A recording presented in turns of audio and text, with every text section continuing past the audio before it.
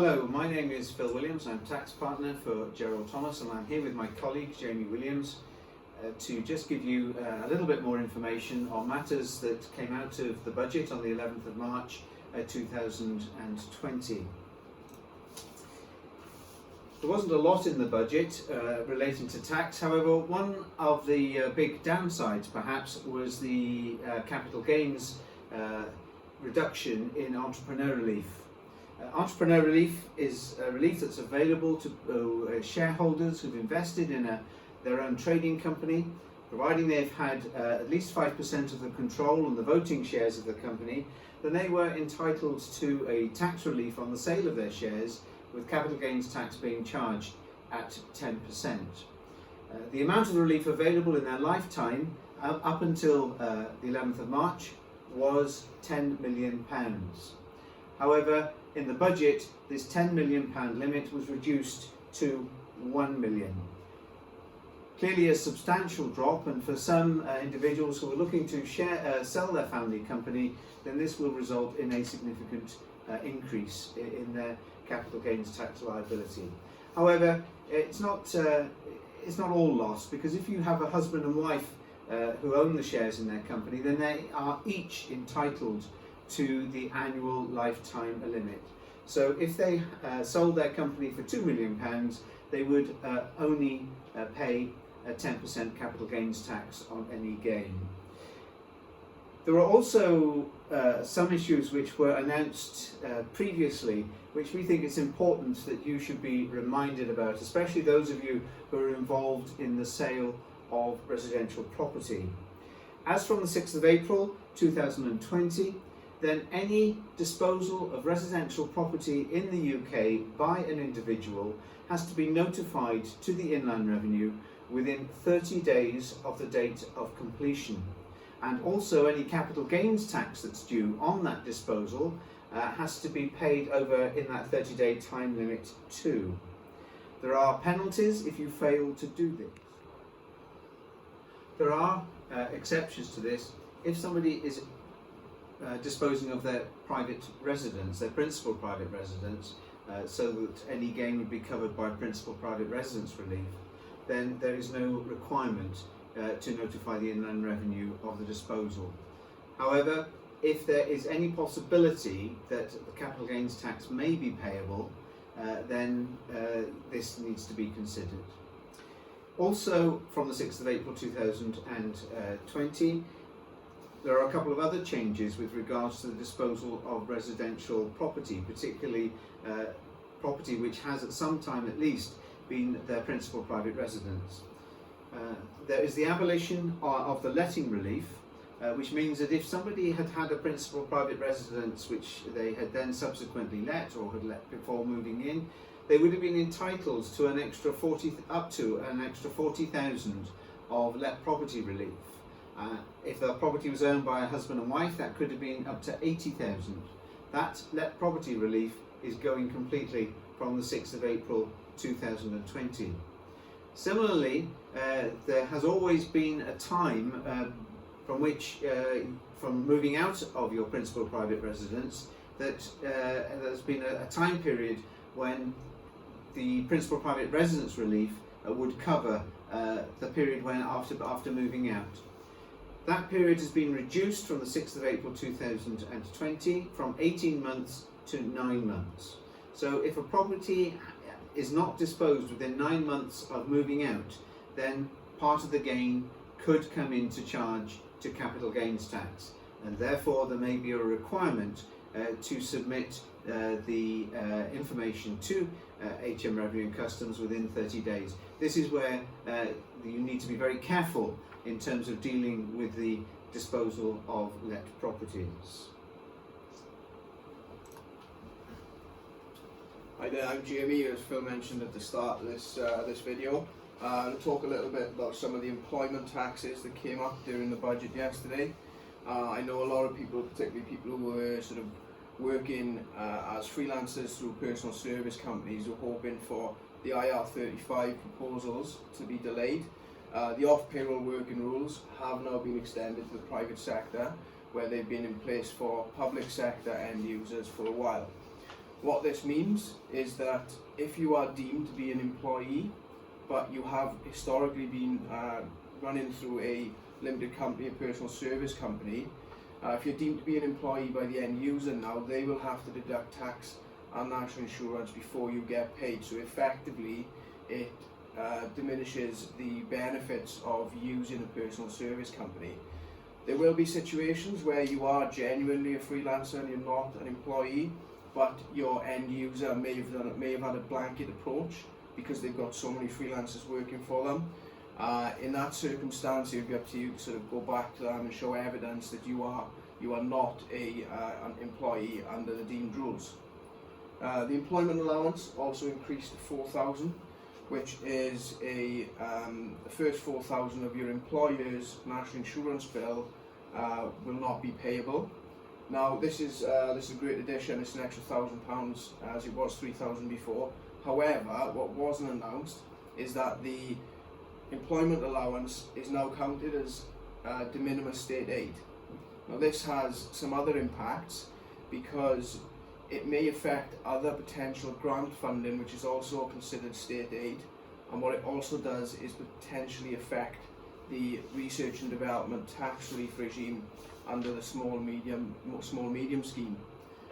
Depending on what industry you're in, there will be limits to how much state aid you can have under both this and another grant or research and development. So if you've got, say, you're claiming the employment allowance, but you also have a large R&D claim each year, have a look at the rules to make sure you're not going to breach any thresholds for state aid and then push yourselves into the higher research and development tax relief scheme. The national insurance threshold for employees is also increased to 9,500, which is a pretty big jump. It'll mean your average employee is going to end up with a little bit more in their back pocket at the end of each month.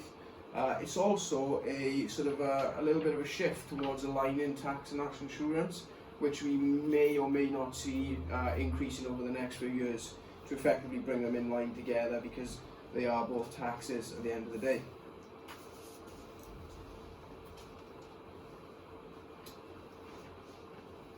Just a few comments with regards to corporation tax. Just a reminder that corporation tax rate will stay at 19%. One stage they were talking of dropping it down to 17% from the 1st of April 2020. However, it is remaining at 19%. Jamie has mentioned the research and development scheme for large companies, and there is a little bit of good news on that, in that the research and development enhancement credit rate has increased to 13% from 12% for large companies, and also SMEs who claim research and development but are in receipt of grants which in respect of that research and development. So again, it's something which needs to be looked at, as Jamie has said, in terms of how much, if you undertake research and development, which scheme you will fall within. Clearly the SME rate is better than the large scheme rate, the large company rate. With regards to the small and medium-sized companies, their R&D tax credit, they had indicated that they were going to bring in a cap for such claims from the 1st of April 2020, and the cap would be based on the amount of PAYE that a company had paid over in a tax year. That cap, the introduction of that cap has now been delayed until April 2021.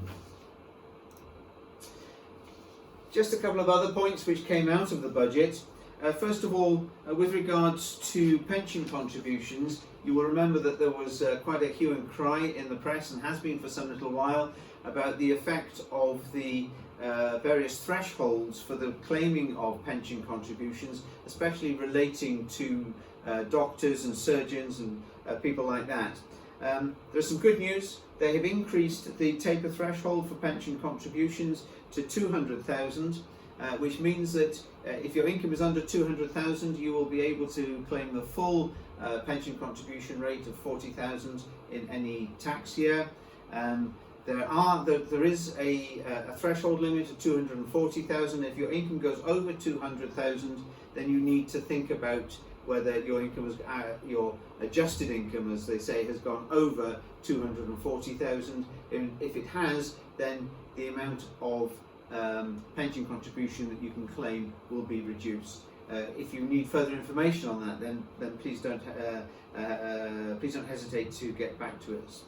Also, just as a point of information, the Inland Revenue on the liquidation for certain of their taxes has always been a preferred creditor. This didn't apply for VAT. Doesn't apply for VAT, PAYE, National Insurance and CIS. However, that was going to come in, but they have delayed that now until the 1st of December 2020. So another few of the changes that came up in the budget, SDLT surcharge of 2% for non-residents. Now you'll see that we've said that this is an SDLT charge. This particular tax is devolved to Wales and is called LTT, Land Transaction Tax in Wales, as opposed to stamp duty land tax in England. It's not yet clear whether those rules are going to apply into Wales, although based on the legislation that currently sits there, SDLT and LTT are very, very closely aligned, so I would not be surprised if that comes across and impacts Wales as well. Effectively, what it means is that if you are a non-resident for tax purposes, then you're going to potentially be paying an extra 2% on any property purchases in terms of your SDLT. The other thing is the reverse charge VAT for the construction industry. It's still likely to go ahead from the 1st of October 2020. This was going to be brought in from the 1st of October 2019. There were lots and lots of firms, particularly lots of our clients, who were already geared up, ready for the change to come in, and the plug was pulled on the change right at the last minute. What this effectively means is that within the construction industry, rather than charging and paying VAT between contractor and subcontractor, what will happen is that the contractor will reverse charge the invoice from the subcontractor in a similar way to when UK businesses receive invoices from European businesses. The other thing that was mentioned quite a lot, and obviously in particular in reaction to the coronavirus issues, is that business rate reliefs are going to be available to small businesses. Check this out, that we don't normally advise on business rates. We want to check this out so we can tell you a bit about it today. This, again, business rates is a devolved issue, so we're not sure yet whether the Welsh Government are going to take up the extra reliefs that Westminster are giving for England. I've actually spoken to our local council this morning. They are as much in the dark as we are, and they're waiting some push from Welsh Government in order to implement any changes. So I just wanted to touch upon as well making tax digital. It's been with us for a year now, so everyone should be up and running, whether they're using their spreadsheets and they're using some bridging software, or whether they've transferred onto cloud software completely. There's nothing more being said about making tax digital, but from our point of view, we think it's only going to get stronger, and that we have heard rumours that moving into the future, whereas now when a VAT return is submitted, HMRC will see box 1 to 9, just those figures. There have been rumours that into the future HMRC will see all transactional data. At that point, it would be much more beneficial then to have cloud-based software so that all the transactions are in report form to go off to HMRC. And then I suppose we couldn't give a budget review without going over some of the terribly bad reasonable excuses that some people have tried in the last year. This is something which HMRC publishes every year, so we've got a few there. My mother-in-law is a witch and put a curse on me. That wasn't me, if my mother-in-law is listening. I'm too short to reach the post box. Number 3 is my favourite, I think.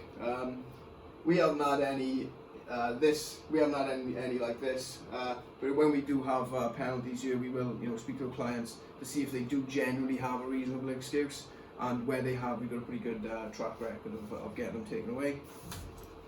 And also as well, there's some top 5 expense claim excuses. Carpenters claim £900 for a 55-inch TV and a soundbar to help price his jobs. £40 on extra woolly underwear for 5 years. £756 for pet dog insurance, and a music subscription and a family holiday to Nigeria. Again, we do see, we sometimes have conversations with clients and they'll ask questions about whether things can be claimed. We'll explain to them whether it's wholly exclusively or not. But yeah, this is what some people have generally put in their returns. HMRC have found it and then said, no, sorry, you can't claim that. So that's it for us today. We would have liked to have done an event on this, but as we've had to do it on a video format instead, it's our first go of doing a video, so don't be too harsh when it gets to you. So thanks to Phil as well for showing you what's been in the budget, and hope you enjoyed it. Thank you.